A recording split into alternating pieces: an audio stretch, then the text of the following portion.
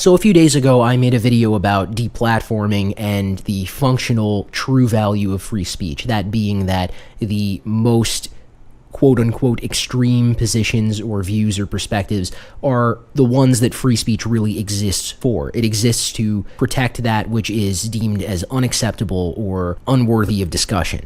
And in that video, I mentioned the disproportionate influence over functional free speech held by social media platforms, crowdfunding websites, tech companies, etc. I mentioned the Anti-Defamation League and their penchant for, well, defaming people, slandering them, deplatforming them, and generally trying to mess up the lives of anyone whose opinions go against what the ADL deems acceptable. When I wrote and scripted my previous video, Google had not yet released their YouTube blog post about how the ADL was going to be involved in a new censorship effort on YouTube, in which, in YouTube's words, content which does not violate the terms of service, but may still be considered extremist or terroristic, is going to be placed in a limited state in which it will be less accessible to a normal YouTube user, in which it will not have likes or comments, or it won't show up in the recommended sidebar, or any of the normal features that we've all enjoyed on YouTube for more than 10 years now. And the so-called anti-diversity memo written by a Google engineer had not yet come to light. Now, for the record, this memo is anything but anti-diversity. All the guy was really saying was that he doesn't like discriminatory diversity initiatives and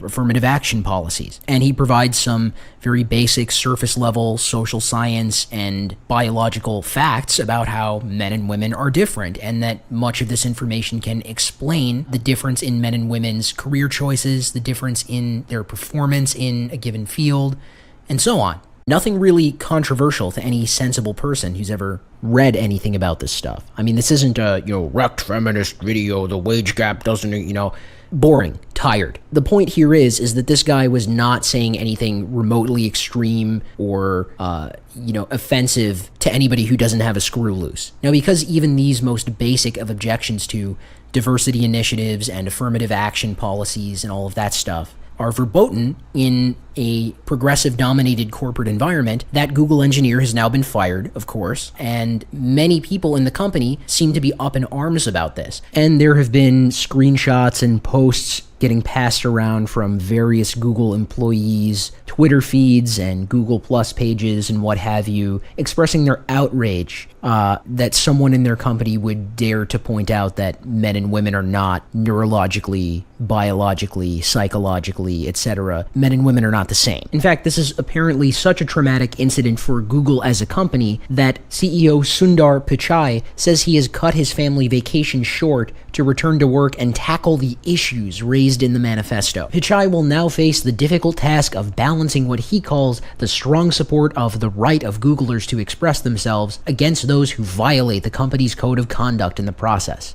And of course, all of this comes hot on the heels of the spontaneous and basically unexplained deletion of Jordan B. Peterson's YouTube and Gmail accounts. And in the end, he got them back because he has a big enough platform to make enough noise that Google wants to avoid a PR problem. But regardless of what you think of Peterson as a person, that should be concerning for everybody. Google effectively has a monopoly on these services. They're easily the biggest of any company offering these kinds of products. Now, I don't know what the solution to this is, really, under the current circumstances. Personally, if it were up to me, I would trust bust the shit out of Google.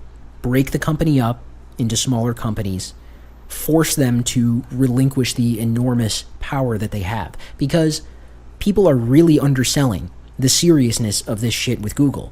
The size and scope and reach and the nature of an entity like Google is completely unprecedented in the history of private enterprise. You literally cannot use the internet without interacting with a Google product or service in some way, shape, or form. And I'm not talking about just using YouTube or the search or Gmail or something like that.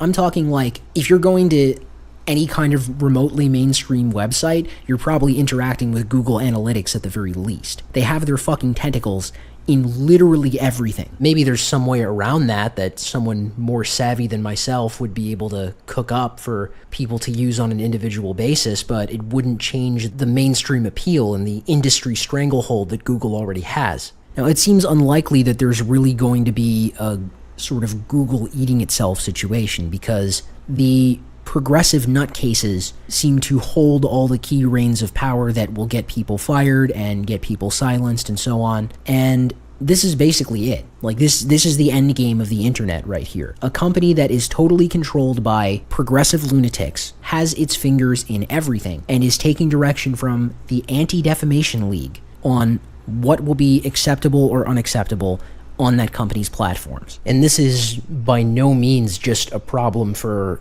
the fascists and the Nazis. You know, if you're a communist or a revolutionary socialist or any of these kinds of people, be careful talking about that system of international capital, because as far as the ADL is concerned, that's just a dog whistle for Jews.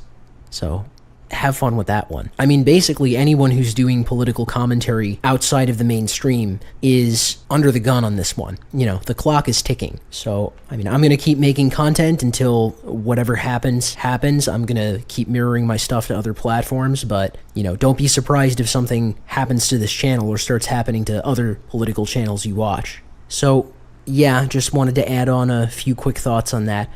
Thanks for listening, guys. Real video coming soon.